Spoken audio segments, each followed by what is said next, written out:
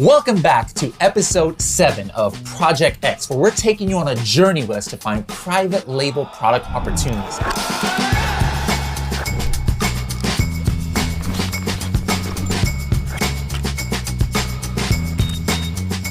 I'm your host, Bradley Sutton from Helium 10. This bearded gentleman to my left is Tim Jordan from the Private Label Legion. Now, if you would like a detailed written version of this episode, make sure to go to helium10.com/X7. Now, the very first thing I want to talk about is a 3-letter, what do you call those things? Acronyms? Acronym. A 3-letter acronym that we've heard Tim talk about in different episodes. And it was kind of a new acronym for me. It's RFQ. So can you explain a little bit again what this is? Yeah, so this is the request for quote, the RFQ. And the reason the RFQs are important, well, there's a lot of reasons. One, it helps, with our communication, because no matter who or how or where we're sourcing, we have to have clear communication. It also helps us organize internally. So if I'm having a random thought, hey, I want to find this coffin box, or hey, I want to find this egg tray, or this, forest axe, there's a lot of things in my head that maybe I haven't put down on paper yet and organized. Maybe there are things that I need to make sure I'm covering as far as, different, parts or components of this that when I actually reach out to the supplier, I might have forgotten. So I like to put together a very, very simple form, all right? Now, I will say this. We've put together a very simple one just to show you how easy this could be. Sometimes I've seen RFQs that are 7 pages long. We're going to keep this really simple. So I've got just a very, very simple Excel template here with just some basic questions. So Bradley, if you pull that up. Sure. And what we'll do is kind of dissect this a little bit. Remember, there's a lot of really, really complex maneuvers and things that we can do here in this private label industry. But for all intents and purposes of Private Label Project X, we're keeping it extremely simple. We're keeping it simple enough that you're not going to get bogged down on all these, crazy difficulties. If we show you this and you have some questions or comments about, hey, what about, a different piece of information for this RFQ, or you have a question about it, just comment in the show notes, reach out to us. We can talk about those things. But for all intents and purposes, this is kind of the basic stuff. So this is literally a 5-minute build out in Excel. You can do something like this, something very simple. So just a request for quote. Of course, we've got the date. Obviously, that's self-explanatory. Requested by. So this one was requested by me. So if you have a staff member, if you have a VA, if you have a partner, make sure that they know who this is coming from. And that's largely for the supplier, right? Because they need to be able to organize who they're talking to. All right. Email. So this is my email. This is either my WeChat or WhatsApp. You should probably be familiar with those. If you're not, these are just texting apps. WeChat is, I think, the largest chat platform in the world, largely because it's Chinese based. So a lot of suppliers will use things like WeChat. And this is how they can contact me. So when I send this RFQ out, it might go out to a lot of people and they need to be able to, in one form, see how to contact me, okay? Notes, this can be anything. This can be anything like, hey, this is our second request, or hey, this is version 3 of this product, or this could be even something that you might print off, because I like paper. Obviously, I'm a paper guy. So I might print this off and make notes to myself in this block of who I sent this to, what suppliers I sent it to. So the general name of the product. Look, this seems self-explanatory, but this is such an easy thing to mess up. Remember that our suppliers, if they're internationally, and that's what we're really talking about today, are having to translate things. So it might be more difficult for them to try to come up with a name of a product that we send a picture to. So by us defining what this name is, that actually can eliminate a lot of issues and make things very simple. I go to China a lot and source, and there are little things like, flasks, like a whiskey flask. And I've gotten a quote on those before, and they named the product Wine Pot, right? So by us naming this will help eliminate a lot of confusion. The quantity requested. Remember, we don't get to make all the demands, so I'm putting my preference or their MOQ. So I'm going to say, I'm requesting 500 units for this, or the MOQ, because they might come out and say 2,000 units, right? And just to make sure everybody understands, we got another acronym here, yep. MOQ. MOQ is minimum order quantity. And this might be a situation where they look at my request and they say it's not worth it to us to make 500, but the MOQ would be 2,000. So we're going to require you to purchase at least 2,000 units. Now, the reason that I also do this, like I give them an option, is a lot of times these suppliers will see this RFQ and say, oh, 500 units, I'm not interested. And they'll just ignore you. They'll throw it away. They say if their requested quantity is 500, we don't want to do business, then they'll just kind of push you off to the side and you never hear back from them. But by giving them an option, and we'll talk more about relationships later, by giving them an option, they will at least feel empowered to respond to you, right? So all of this is just an information gathering stage. What if we requested 500, but we'd be willing to buy 1,000 and their MOQ is 1,000? If we didn't give them an option, then we might never hear from them again. We missed that opportunity. So general description of product, this is pretty self-explanatory. This could go into pages and pages and pages, but keep it simple if you can. So if you noticed, I said pictures attached for reference. So when we email this out, we also send pictures. Say we're looking for items similar. Items need to be of good quality. Please add the hanging hardware. Remember when we were doing our research in the last episode, we talked about the little hanging hardware, and we might send a picture of that, the little metal thing you put on the back of the picture frame. Matte black paint. Units will be packaged separately for retail sale. This is important because if I just ask for coffin boxes and they say, sure, I'll make you 500 coffin boxes, what if we didn't tell them we wanted individual boxes or packaging for all of them? If you don't say it, you can't assume that they're going to know it. So what may happen is we do a product inspection later and we've got 500 loose coffin boxes. And then we say, well, I wanted a box. And they say, well, you didn't tell us that. So add as many details as you can right here. And then we're going to tell them, hey, we want you to supply a 3-inch by 5-inch sticker to each box, and the picture or file is attached in whatever we send this. This is important too, because remember, they might send us a quote and then later we say, oh, can you also put a sticker on it? And they say, sure, but it's 20 cents more, right? So now this is like eliminating all this communication because we know exactly what we want and we're telling them exactly what we want. And the way that we learn and the way we process information, by us writing it down, we can review this before we send it off and we realize, oh, there's other things that I forgot about, right? So it takes a little bit of work to this RFQ, but it keeps us organized. Dimensions of product, this is important. So 14 inches tall, 7.5 inches wide, and 3.5 inches deep. Over communicate here. We in the US use the standard system, so inches, feet, miles. Nobody else in the world does. If I didn't say inches right here, they're probably gonna think centimeters, right? So over communicate. I put tall, wide, deep. If I just put 14 by 7.5 by 3.5, they don't know how that's shaped, and they don't know if this is millimeters, centimeters, or inches. They have no idea. So again, over communicate. Requested materials. Remember, the suppliers that we're reaching out to are truly the experts. So just because I think I know what it needs to be made out of, we'll let them offer some suggestions. So I know a little about production, so I know it should be plywood, OSB, MDF. These are all panels. Or suggestions. They may come back and say, hey, we can actually do pine or hardwood that's not even like a pressed particle board. So let them communicate, some options to you, essentially. Packaging specifications. We're going to say we want a cardboard box, maybe bubble wrap on the interior. So we would wrap bubble wrap around the product, then put it in a box. In those reviews, a lot of the negative reviews we talked about in last episode were like, oh man, this thing got arrived damaged. So banged up, scratched. Yeah. So again, we're using that information that we talked about last episode to build the RFQ. I'm going to say it again. 3.5-inch sticker on the outside. It should have been 3.5 or 3 by 5, but you get the point. Shipping requirements. We will get shipping quote later, but we need these case packaged for transport. Guys, this is important because, and we'll talk about this in our shipping episode, which is episode 8, but we're going to let them know that you don't have to give us a shipping quote right now because they probably don't know what that shipping quote is going to be. Shipping quotes change. They don't even know exactly how big and heavy the cartons or cases might be for this. So I'm only saying that now so you don't get hung up on the RFQ process in asking for numbers that they really can't give you right now, right? And then we're going to specify we need these case packaged for transport. Otherwise, we might have our freight forwarder or somebody go to the factory and pick these things up. And like I said before, we specified we wanted individual boxes, and there's 500 boxes sitting on the floor. We didn't specify case packed. Now, most suppliers will know that, but again, never leave anything up for interpretation. Let's make sure that we're over communicating, right? We know that we're explaining them we want a coffin box, and we're going to send them pictures. We're going to send them specifications, and we'll show you that in just a second.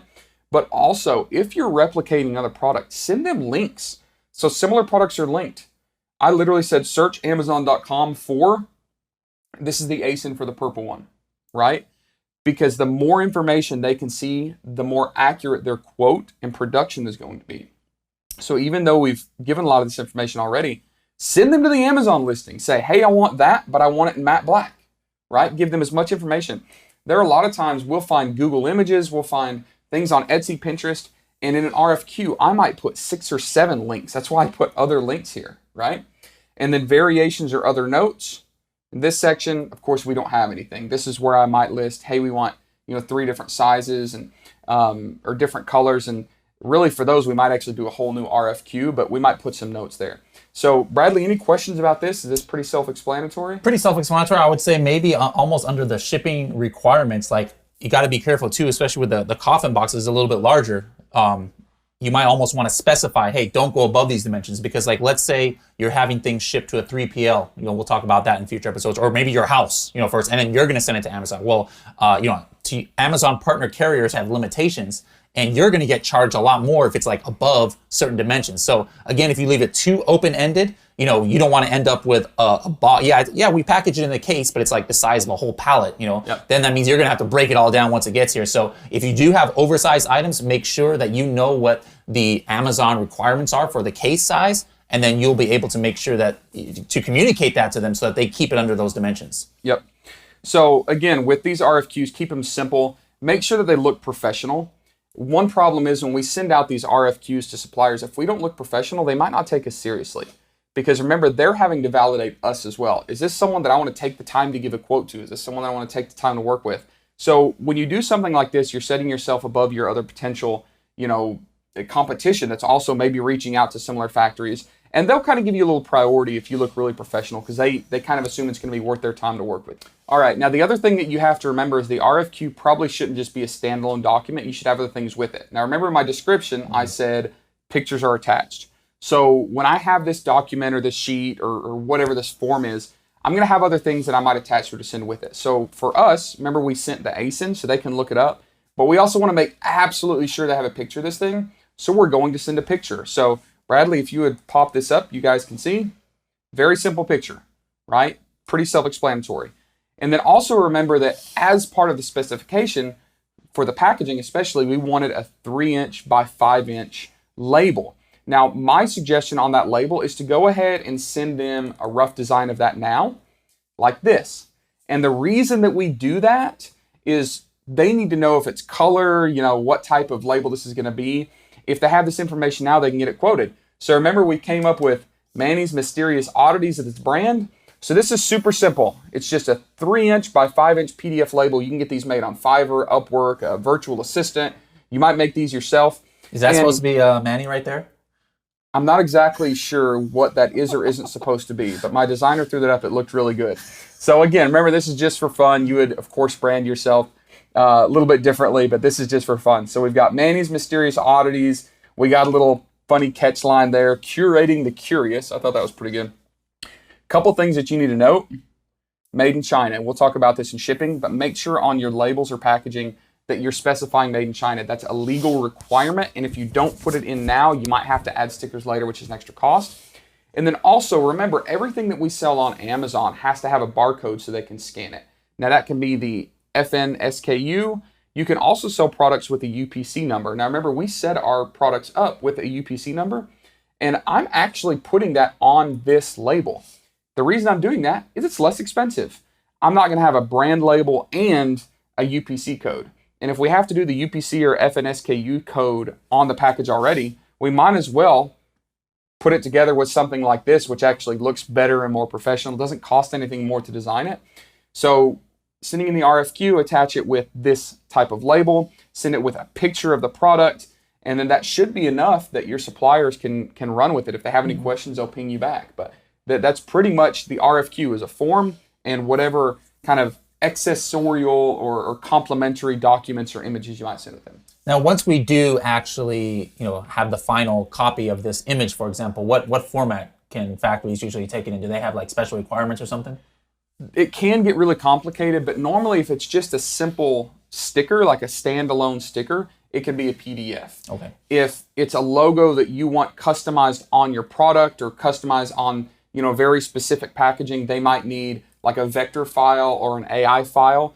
So you can ask your supplier, when you get down more to the details of what type of file format they need. But generally, if we're just doing a simple sticker, and remember, For this case study, we're just keeping it simple. We're keeping it basic. This is all we're going to do on it. And once we get this supplied, assuming we find a supplier for this, you'll see exactly what this looks like. It should be just a cardboard box with a sticker on it, which is perfectly good enough for Amazon. All right, thanks, Tim, for letting us know all about the RFQ. We got a lot of great information there. Now, the next step I would assume is, hey, where are we actually going to source this from? We asked that question at the outset. Those of you who do have products on Amazon, what kind of countries have you sourced from? So let me ask you that question, Tim. What countries have you sourced from, and what do you suggest that we do for this project? Well, let me start with your second question. What do you suggest? There's really no wrong answer. Remember, it's a big, giant world out there. There's a lot of different places to source from. There's a lot of different places that will work for one person but not another. There's always tons of options. Personally, I've sourced from China. I've sourced from the US. We've sourced from third world countries like Central America, Haiti. We're sourcing right now in India. We're kind of going all over the globe. There's tons of options. But currently, I still think that the easiest place and probably the most available place to find a wide selection of products is China. And I know there's a lot of people that have, varying opinions. Like I said, there's a million different answers. But for our case study, because I feel like it is probably still the simplest place to do business with, we're going to go ahead and say China. So my question obviously would be like, well, why China for this one? How many percent of other applications that our viewers might see would you recommend China? Like, why would you choose China? Why would you not choose China? Yeah, that's, again, a big question. I'll try to tackle some of this. The truth is, most of the products in the world right now are being made in China. China, I would even say decades ago, started really focusing on manufacturing. And to be honest, they're pretty good at it. There's some junk that you can get out of China, just like any other country, but some of the most technologically advanced manufacturing processes are in China. Their industry is really, really heavily supported. Their logistics system is good. So the truth is, because China produces really more goods than most anywhere else in the world, almost combined, it is actually easier to find the products that we want. So for simplicity, it's really good. Another thing that China does very well is they have, again, this logistics system set up well for us. Generally, they're very good at exporting. The exporting procedures or processes are pretty simple. Communication is pretty well established.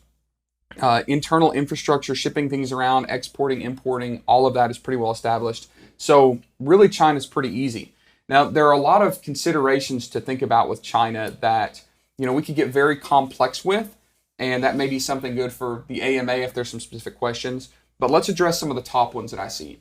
Right now, there's a lot of talk about the tariffs and trade war in China.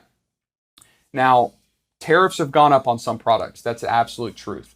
I know a lot of people whose businesses have really been affected negatively because of this increased duty that they have to pay or the tariffs they have to pay with their products coming in.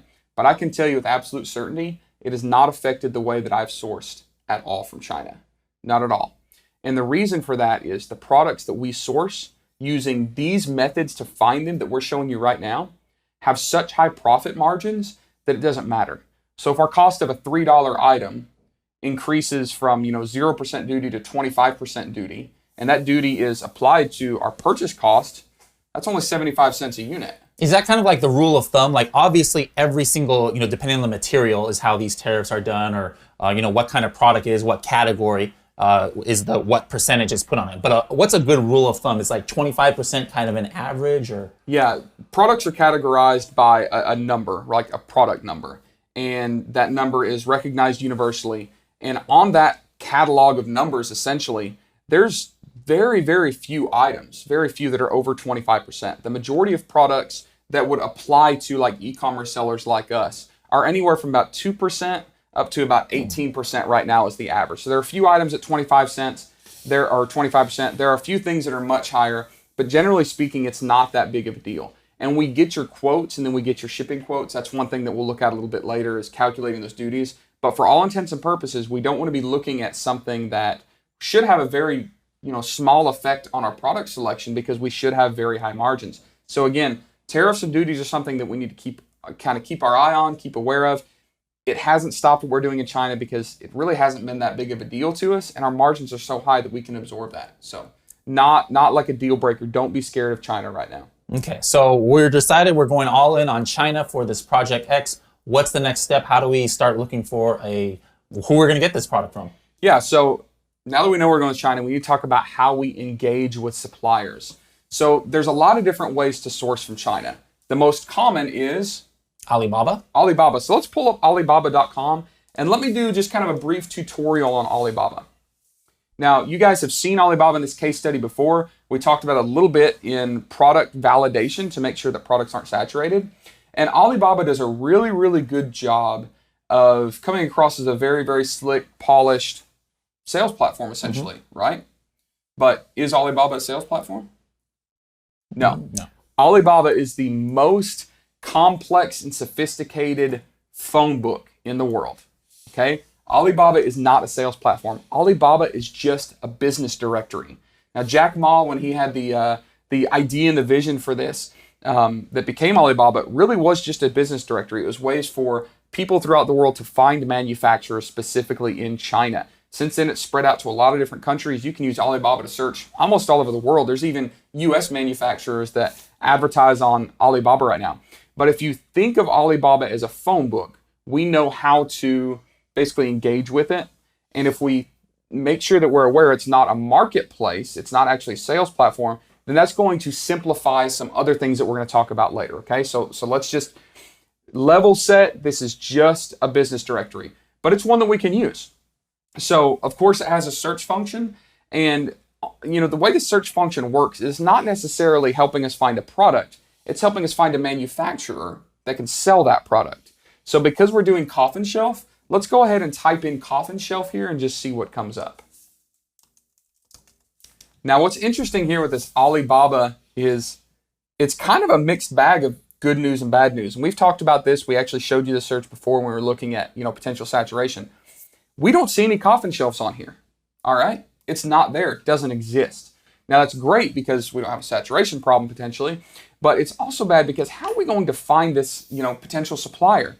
Now, we didn't go to Alibaba to actually find the coffin shelf. We came to find a supplier. So if we look at these listings, this is very different than Amazon because, there's a product, but more importantly is a supplier. All right.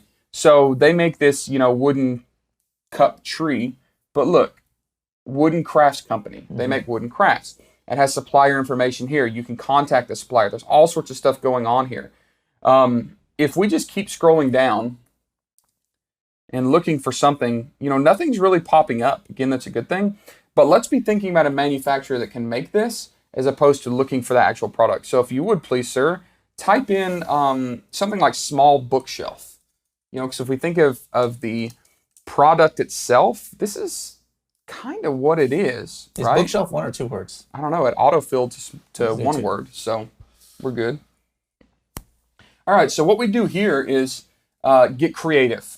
Remember, we're talking about creativity. Now, it's interesting if you look on this page, a lot of these are large bookshelves, obviously, but check this out.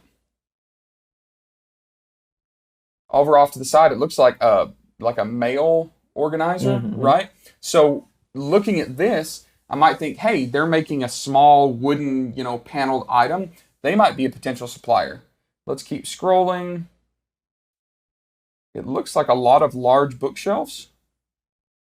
Yeah, the Alibaba search algorithm might not be as advanced as the Amazon search algorithm because even might though we not put be. small. So let's do this. Remember, there are some keywords for desktop bookshelf.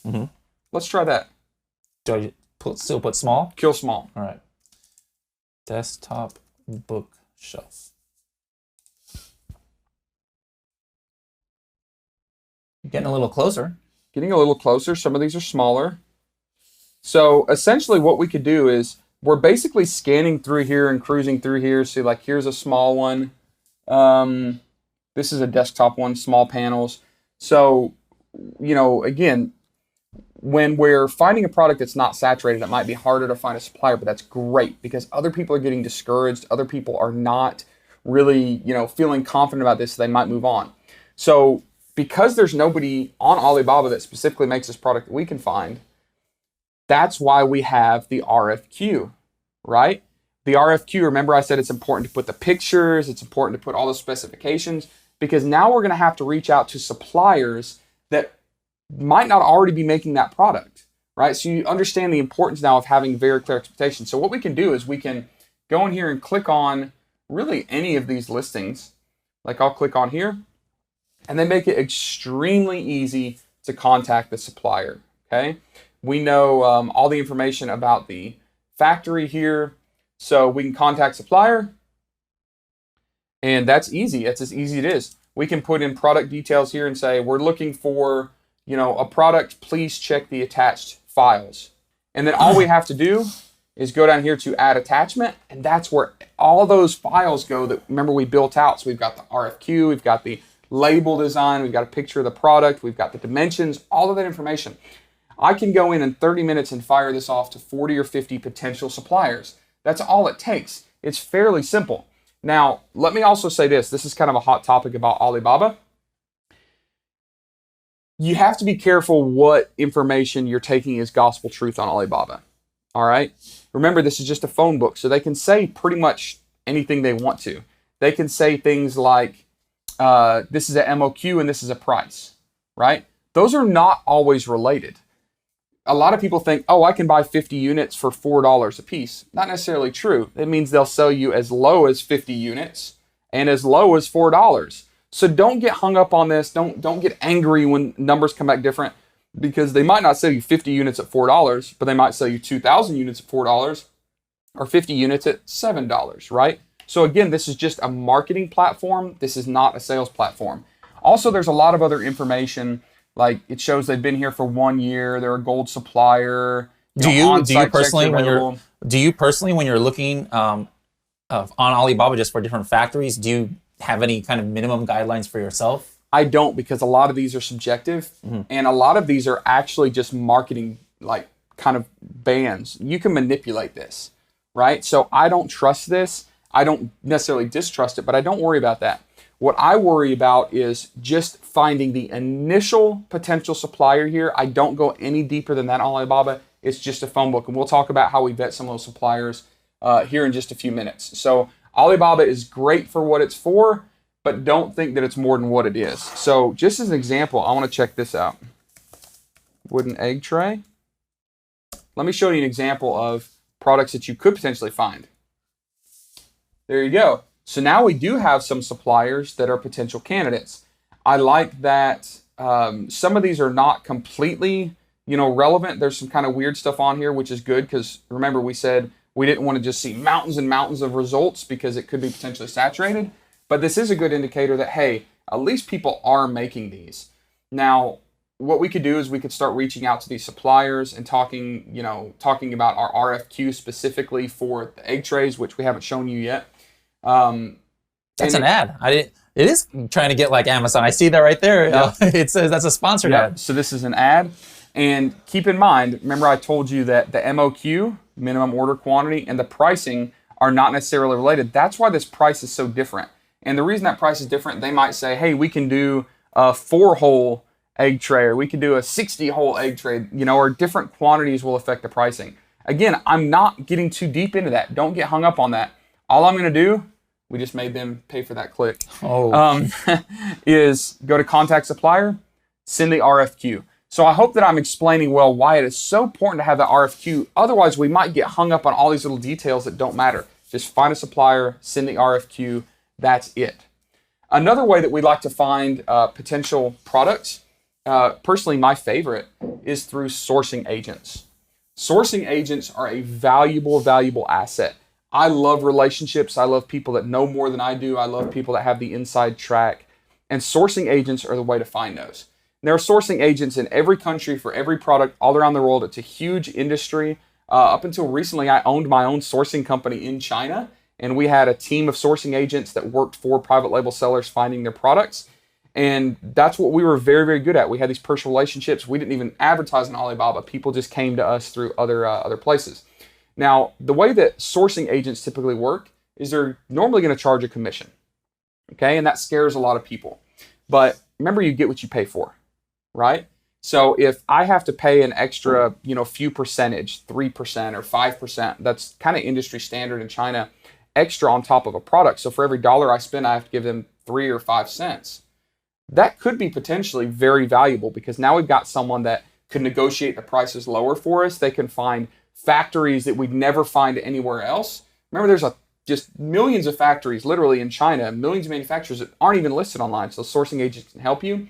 And it's also really nice to have boots on the ground in China. And remember, there's been this stigma over the years, like, oh man, we need to go direct to the factory. And that's okay. If you have a relationship directly with a factory owner, you visit the factory, we'll talk about that maybe a little later, but that's important. But don't think that, trading companies, sourcing agents, these are middlemen, they're just gonna ramp up the prices, because there's a lot of advantages of doing that. Like Tim said, boots on the ground, they speak the language. They also have a lot of more buying power. We're just one person making one order of 200 or 400 coffin shelves. But if a sourcing agent goes to a factory, they have a relationship with that factory. And that factory owner knows that this sourcing agent probably could bring them a lot of business. At the same time, another thing that people are worried about sometimes is, oh man, what if this factory goes and kind of like backdoors my product, or they want to go sell it on Amazon, themselves, just you dealing with them, they might not care if they lose your business, because they're going to make a lot of money on selling their own coffin shelf, right? But if it's a sourcing agent, they're not going to want to burn that kind of bridge, because again, if they piss off that sourcing agent or that trading company, that means they're potentially going to lose all of the business from them. So don't just think that, oh my goodness, I can only deal with the factory directly. I don't want these middlemen, because sometimes that 2, 3, 4% commission is definitely worth it in the long run. Yeah, so again, there's not just one right way of doing this. We're showing you a lot. You can source yourself through Alibaba. You can find sourcing agents. One of my personal favorite, and one that I've been doing, helping other sellers with for a long time, is actually going to China. And this is awesome, and I'll tell you some different reasons for this. One is, I told you, relationships are really, really important. So when I first started going to China years and years ago to source, that's what I did, is I shook a lot of hands, and it opened up a lot of doors for me. I was able to find products and product opportunities that nobody else has ever seen online. I was able to launch very unique products. But now I literally have personal relationships with people that nearly every day I'm getting WeChat messages from these, personal friends. Hey, Tim, here's a cool product for you. I can message them and say, hey, can you find this for me? And going to China was really, really important, because it allowed me to learn a lot about, the manufacturing and the culture, but also start building these relationships. Now, my company takes people to China on sourcing trips. And what we do there is we take them to giant markets. The biggest markets in China are Canton Fair and Yiwu. Yiwu, it's spelled Y-I-W-U. And you can literally go for a few days and meet potentially, tens of thousands of suppliers. And this is cool, because if we had a product like the egg tray, I might stick one of those things in my luggage and carry it over there and show people, hey, can you make this? Can you make this? Can you make this? Now, what's really cool about that is you'll meet people in person that you wouldn't find online. Mm-hmm. You're starting a relationship with them directly, which, as we said, is very, very valuable and important. And they know that you're serious. So they're more likely to give you better terms or better pricing or better speed, because they're like, hey, if they came all the way over here, these folks mean business. So it is very, very possible that the best way for you to succeed in finding a supplier is potentially going to one of these large markets, going and kind of learning boots on the ground. That's another great opportunity and great way to do this. And again, we're talking about China, but this can be worldwide. I'm going to India later this year, where I'm going to a giant market. And the reason for it is I want to find suppliers. I want to learn what types of products are best made in India. And I want to network with other sellers and experts so I can learn. So, I've sourced in a lot of different countries. There's a lot of other people using, all over Southeast Asia, Vietnam, Taiwan, Bangladesh. So again, we're using China as an example, but all of these methods are still the same, whether it's online like Alibaba, through sourcing agents, or through, a physical market. And one reason that we're telling you so many different ways to engage with suppliers is because it's so important to go wide but not deep. And what we mean is you need to really cast out like a very large net of potential suppliers. If we just went on Alibaba and we sent our RFQ to one person and they didn't respond, oh great, 2 days later we're trying to find another one. So I'm going to fire off as many as I can. So a lot of times I'll send out RFQs on Alibaba, I'll call sourcing agents, and whenever I go to China, I'm also trying to source that same product. So when you really cast out a wide net, you could find a lot of potential suppliers. The pricing gets very competitive, and I also start building up those, big lists of relationships that I have. So go wide but not deep. So I guess the next thing we need to talk about is communication. Yeah, so communication, you talked about, there's a chat feature, there's a messaging feature right here on Alibaba.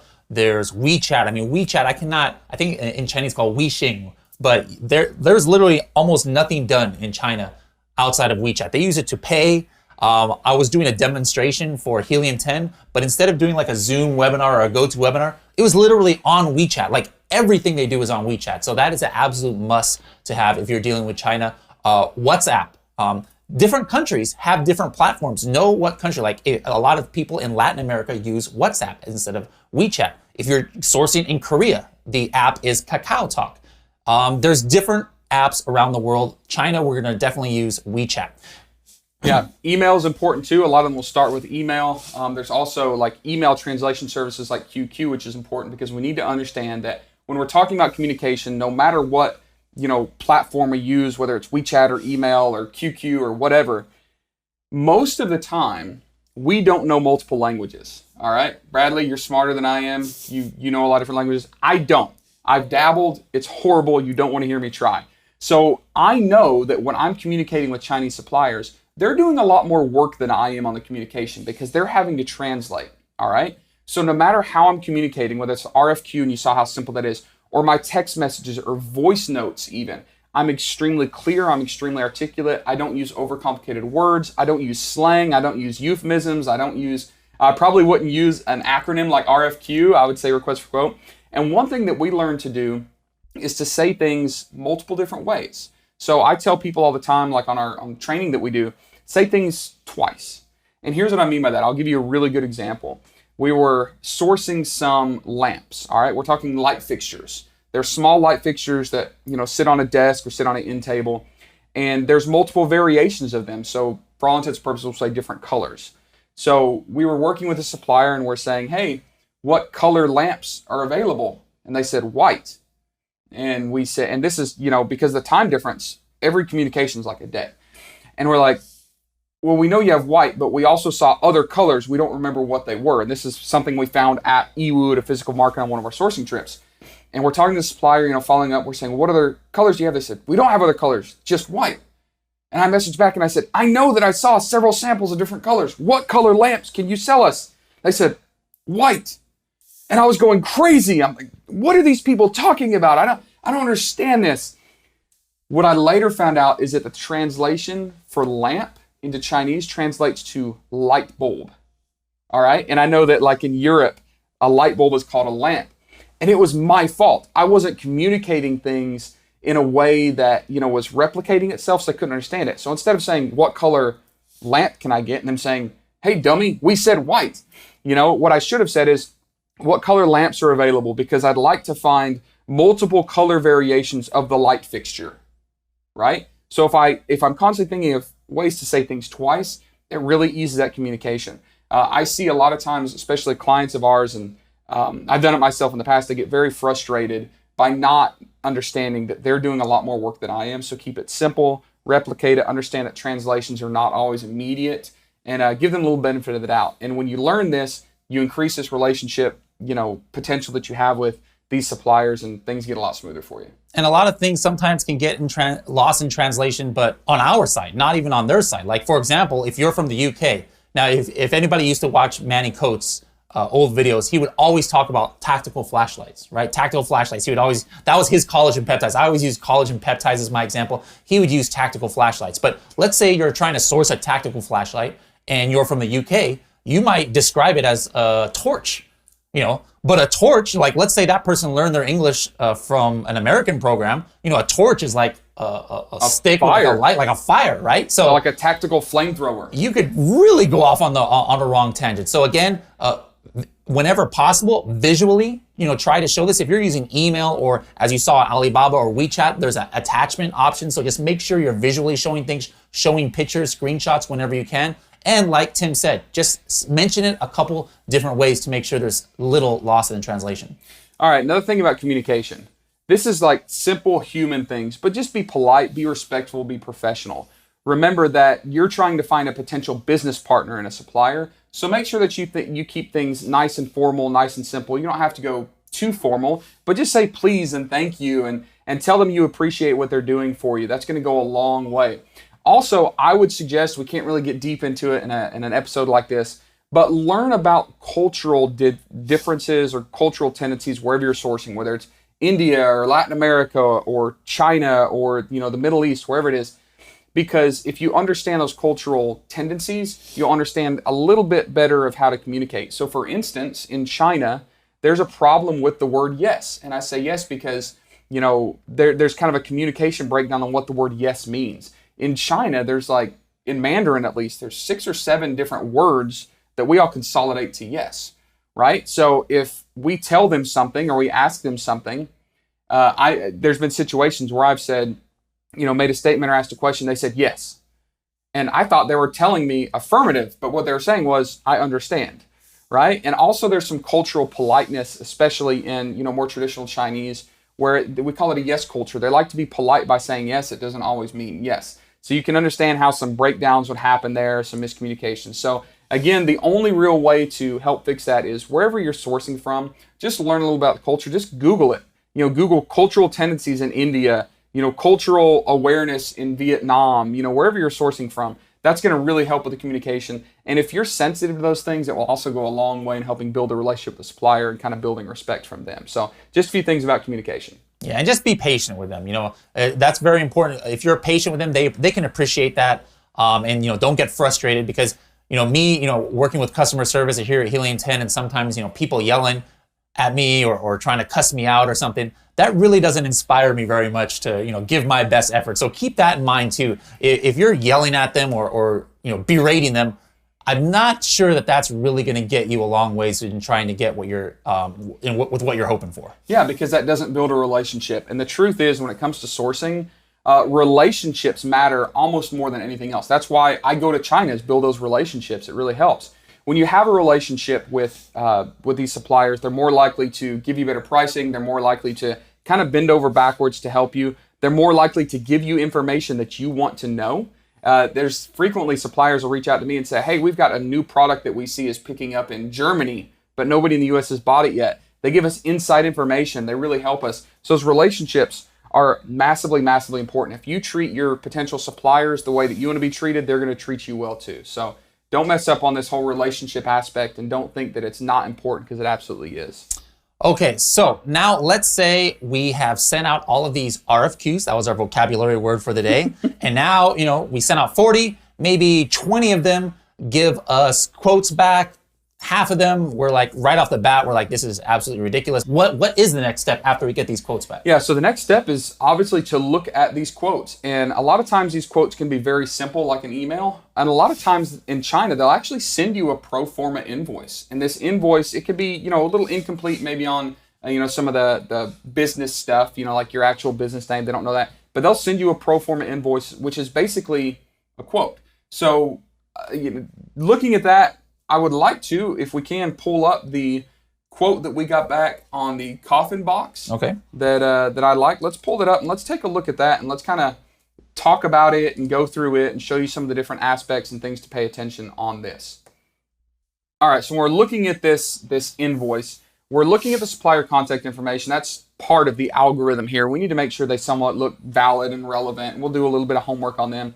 The main thing that we're looking at is the quantity and the price.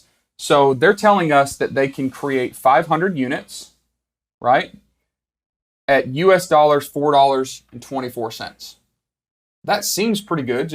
We'll do some math in a second. But off the top of my head, I remember, our target price for this is going to be over $20, right? Between $20 and $28 or $29. And this is probably including that packaging that you had requested, since that was on your RFQ. That was in the RFQ, so we know that the packaging and the sticker is also printed and applied. Now, one thing that's interesting here is, look at this. That's not our product, is it? Well, that's because when they send a quote through Alibaba, which is how we found this supplier, they have to attach a quote to an already existing listing. Now, a lot of people get scared here, and a lot of people say, oh, they're sending me the wrong product. No. Dive a little deeper. We're helping explain how these transactions happen. So what they did is they just used kind of an old listing. That's why, even the dimensions aren't right. But in the product attachments, that picture, guess what it was? It was the black coffin box. But remember, there's still some questions here. Hey, if they don't sell the coffin box, how do we know they can actually make it? The pricing looks good. The MOQ looks good. We don't know who these people are.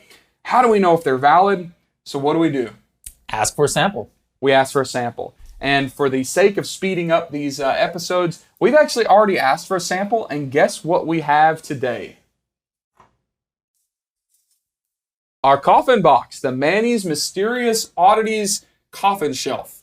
And if you look at this, all we did was ask for a sample from them, and they gave us a price of about, I think it was $100 to create the sample and ship it, which isn't bad for one unit. Remember, they had to design it, but the quality looks decent. It's the matte black paint that we wanted. Look what I see here. Yep, we've got our hanger, which we asked for in the RFQ. Basically, everything that we were looking for. So now we know, hey, these folks actually can produce this product. We know that, they should be a legitimate supplier. The size, the dimensions, everything we asked for, we have. So now that we have our product and we have the invoice, we know that, hey, this looks like a pretty good deal. Sometimes when we get to this point, when we get a quote, there's actually a kind of like a higher level hack I want to share with them. This is something that was from our Elite Mastermind that we first had. If you want to know more about Helium 10 Elite, just look in the show notes. But one of the first times that we launched this was like, let's say we had gotten a quote for like this wooden egg tray, and it came out to something like this. Well, there's this hack on a Chinese website that I think you've used before, 1688.com. A lot of higher level people know about this. And basically it's all 100% in Chinese. It's for the Chinese market. And a lot of times the prices on there are a little bit less even than what you might get from a factory. And so it gives you a little bit of bargaining power. So here's kind of like, in a nutshell, what that process would look like. Let's say you get a contract like we just did right here for the coffin shelf, but let's say it was for the egg trays, and like we see this one right here, it's $4.50, let's just say. So what I would first do, I do not speak Chinese. I would go to translate.google.com and I would say, let me go from English to Chinese. What should I do? Traditional or simplified? Simplified. And I would say wooden egg tray. All right. So I'm assuming that this is a one here. And then now I'm going to go to 1688.com. And as you can see, this website is completely in Chinese. All right. So right up here in the search, I'm going to paste that translation. I don't know what's telling me there. And then hit the button search. And then I start looking here at similar ones. Okay. So then let's say I see one that was exactly like the quote I had gotten for like $4.50 or whatever. And maybe it looks exactly like this. So I'm like, okay, I can't really read, what this is, but I can definitely tell that this is a price 20, what is it called? RMB, yuan. All right. Yep. So let's just say, hey, I'm going to order, a bunch of these, like 500. What is 20? The next step, I'm going to go to xe.com. That's a currency converter. I'm going to say, let's go from Chinese RMB to US dollars, and we're going to do 20. And then it comes out to $2.91. So if this was the exact same one, this is something that you can actually use in your negotiation and say, wait a minute, you're quoting me wholesale here, but here on 1688.com, it's $2.91. Now, this is not to say that you're going to get them to go down to this price, because again, we talked about packaging and things like that, but it's just a little kind of high level hack I wanted to share with you guys, something that can help you get cheaper prices. We now return to our regularly scheduled program of the coffin shelf. So we got this quote on the coffin shelf. Looks pretty good to us. $4.24 includes the packaging. We got the sample. Everything looked good. What's the next step? So the next step is we need to find out, based on the cost that we have here, what kind of profitability we're looking at. All right, so we're here on the coffin shelf page, and let me look at the Sourpuss one here. And I'm going to use the profitability calculator from the Helium 10 Chrome extension.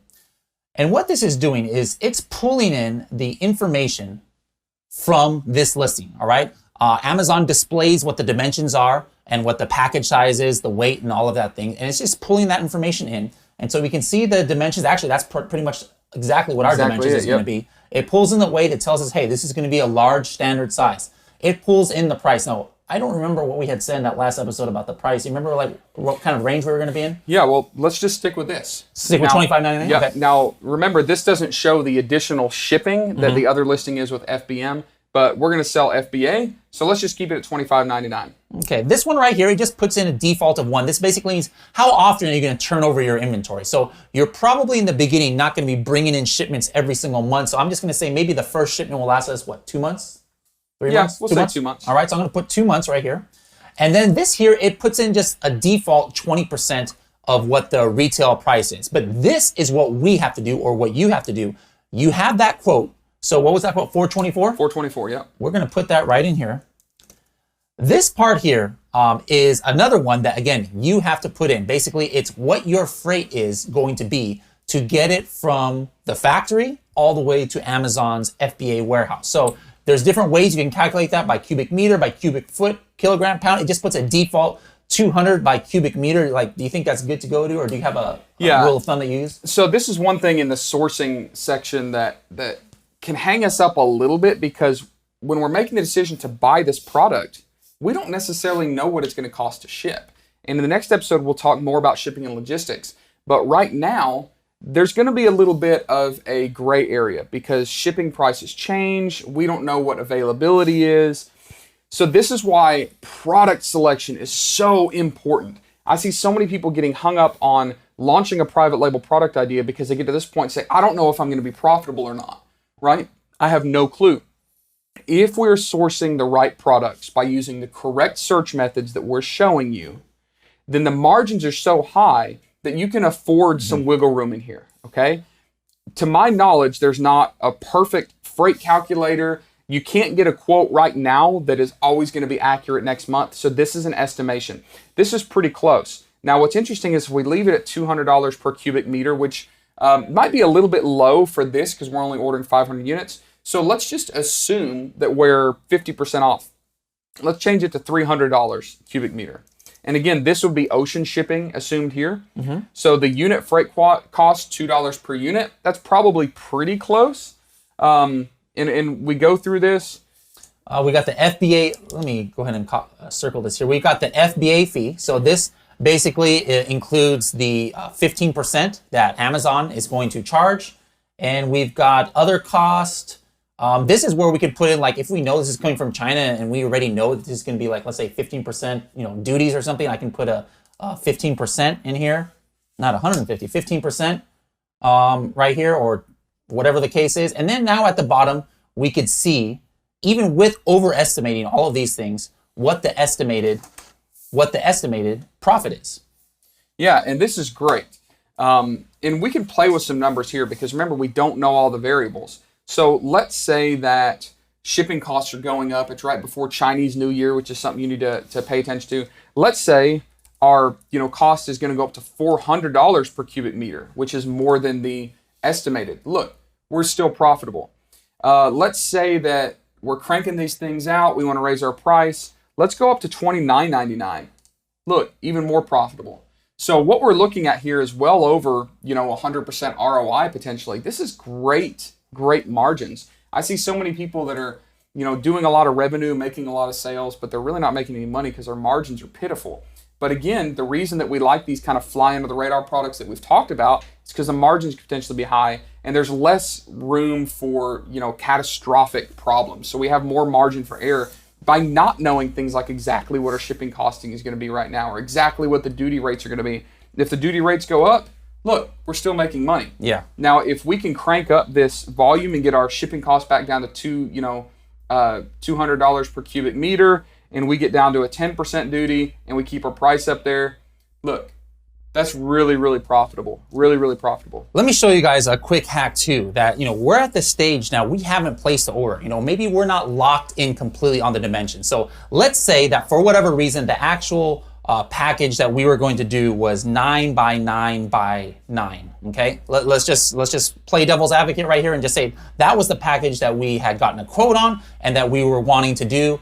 And then for whatever reason, let's say that the cost was like $9 or something. All right. So then we did this. So like this is what happens, what pulls up when we have the profitability calculator on whatever product we have. It was 9 by 9 by 9, and then we see the unit freight cost is this, and oh my goodness.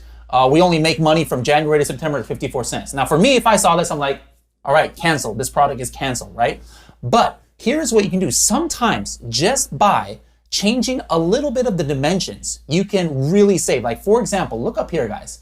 It is saying that this product is only 1 3/4 pounds, but what are they paying shipping? They're paying shipping on if it was 7 pounds because we know that for this size product, Amazon is considering it small oversized, all right? So you might just start playing around here like, okay, 9 by 9 by 9. I'm not married to this exact, size. What if I just change 1 inch on one side? Would that make a difference? Usually you can change 1 inch on one side of a package. So right? on the coffin box, if we had to make it 1 inch shorter, we could. Yeah. Watch this. I'm going to go 8. It changes it to large standard size. Look at the profit. The profit went from 0 to $5 by changing 1 inch. So keep that in mind too. This is a great tool to use for maybe, since you haven't placed the order yet, it could be something where changing an inch here, changing an inch there, changing the weight a little bit could make a huge impact on the bottom line, where it went from a product that we would have said no to like, hey, $5 profit is doable. Yeah. So if we're looking at a product and decide, this looks close, but maybe we can adjust some of these sizes and make it more profitable, then we would just go back and ask these suppliers to adjust the size. Say, hey, we got your quote. We appreciate it. Thank you for giving that to us. Can we shave an inch down? Can we do this? Now, what we might have to do is go back through the process again of getting a new sample, because I'm not going to ask them to adjust things without seeing it. You always inspect what you expect, right? And I know sometimes it seems tedious. I like that. Term. Inspect what you expect. Sometimes it seems tedious. That's some respect for you right there. Respect, thank you. Seems like things are taking a long time, but as my grandpa used to say, measure twice and cut once. Right? That is not suspect. And what that means is, don't try to rush this process. Take your time, because there's too much at stake rushing the sourcing process. If you need to go out and get 6 samples from 6 different suppliers, do that. Yeah. If you need to, adjust sizes a couple times, and if this wasn't perfect and I said, I don't like the paint, can you, change the paint and send me another sample? Go ahead and do that, because once you actually basically decide to buy this, you're locked in. Yeah. So we know that based on this rough, calculation here, we know that we like the sample. We know that the quote looks good. I think we're going to buy it, right? Let's do it. So my question would be like, okay, we got all this. We got the quote. Maybe we did some negotiation. Maybe we didn't. Regardless, we're ready to go. Terms, payment types. Like I don't think they maybe some of them have PayPal, but I don't think they have, what's those apps like Cash App or Venmo? Like No. They don't say, hey, can you Venmo me the purchase order? What are the payment types and payment details, I guess, that you can tell us Yeah. about? It's all over the board. There is not one right way of doing this. I'll tell you the most common. The most common is a bank transfer, wire transfer. It's called TT. You'll see it T/T. This scares a lot of people. A lot of people panic because they find a product on Alibaba and then they want to pay through Alibaba. But remember, we said Alibaba is a phone book, right? So I've had countless customers come to me and say, hey, Tim, I'm worried because they listed their product on Alibaba, but they want a wire transfer. This seems like, kind of sketchy. I say, no. Alibaba is not a sales platform. It is just a phone book. So if they want a wire transfer, that's just a business transaction. Just make sure it looks legit. You can ask around. You can get someone to investigate that for you. But generally speaking, it's legitimate. Now, Alibaba has a second feature. It's very separate. It's kind of like how eBay partnered up with PayPal for payment, processing. And it's called Alipay. Alipay is completely separate than Alibaba as a phone book. Now, some sellers allow Alipay, and Alipay does some cool things. It's got, some like protection services maybe built in, kind of like PayPal does that we're familiar with. So Alipay is probably the second most popular. There are some people in China, some factories that do accept PayPal. Sometimes they want you to cover the charges for those. There's a lot of little quirks, but usually wire transfers, Alipay, PayPal, even to personal accounts can be legitimate. Right now, China is trying to, at least in some regions, trying to promote entrepreneurialism, right? They're trying to promote these small businesses, and they give them incentives for having, small cap bank accounts. So I have very good friends in China that have bank accounts that are, have to be tied to them personally. And it looks a little bit hokey when you get this, factory invoice and say, well, send the money to this PayPal person. Some people have gotten scammed in the past, but this is where relationships matter. Talk to them, message them. You maybe can find some resources that can do a little bit of checking up on them. But generally speaking, it's not unusual to have all these different payment options. Just remember, this is a business transaction. Do your due diligence, but don't get, too bent out of shape about something if it looks a little unusual to you, because it just may be something that we're not used to, right? It'd just be new to us. So a lot of different payments, but wire transfers, Alipay, PayPal right now are the 3 biggest. There are some other third-party payment services, but they're a little less common right now. Okay, now the last thing I want to talk about today, we talked about different specs, respect, suspect, expect. An important process of this is inspect, all right? So how does inspect or inspections play into this sourcing process? Yeah, well, this ties into what you asked about payment terms, right? You should never pay your supplier 100% up front for these products if they haven't started producing them yet. So generally, these suppliers want a deposit. The two most common are a 30% deposit or a 50% deposit. Okay, 30 or 50, with the remaining 70 or 50 being paid when the goods are complete. Now, one of the biggest mistakes I see people make in sourcing is not inspecting what they expect, right? So they pay this deposit, the factory makes the product, and then they pay the remaining balance and get it shipped. And guess what? Sometimes it's not what they expected it to be. All right, and the time that you're going to do the inspections is after the goods have been produced and right before you're going to make the final payment. So once they advise you, hey, the goods are done, it's time to get these things shipped, you're going to say, hold on, time out, let's do an inspection first, and then you'll worry about the final transfer. Okay, we're looking at this invoice and we're looking at the price. And one thing we need to talk about is price negotiation. This is kind of a hot topic in this industry, and a lot of people have a lot of different varying opinions on what we can negotiate and what we can't. But imagine this, if you're an Amazon seller selling a $20 item on Amazon and someone's messaging you through Amazon saying, hey, can I get a $1 coupon or can you decrease the price for me? Like, that's kind of a pain in the tail, right? And it's not necessarily worth our time to go through and do that for all that communication. Now, I realize that's one item as compared to what we're talking about, which could be a very large order, but still the same principle applies. One thing that I had to learn when I especially started going to China myself and learning from these suppliers was that they frequently do not really need our business, right? We oftentimes need them more than they need us. And this is a very interesting thing that, kind of a revelation that I had to gain, and I had to gain a little bit of humility. And I see this very frequently not talked about, in this Amazon space or the seller spaces. We think we have the upper hand. We think that we're the buyers, that they're going to give us these great deals and they're going to reduce the price when they might have orders coming in from all over the world and they don't really have time to deal with this. Like we've talked about this coffin box, they gave us a quote for 500 units, but it's only $2,000, right? So they're going to stop their assembly line, retool, reset up, cut the templates and get the paint for only a $2,100 order. They can't have much profit in there. So, I'm looking at this price and I'm thinking to myself, this is fair. I don't want to disrupt this relationship by, trying to barter back and forth on a cheaper price. I'm going to go with this price, right? So when we place this order, we're going to stick with this.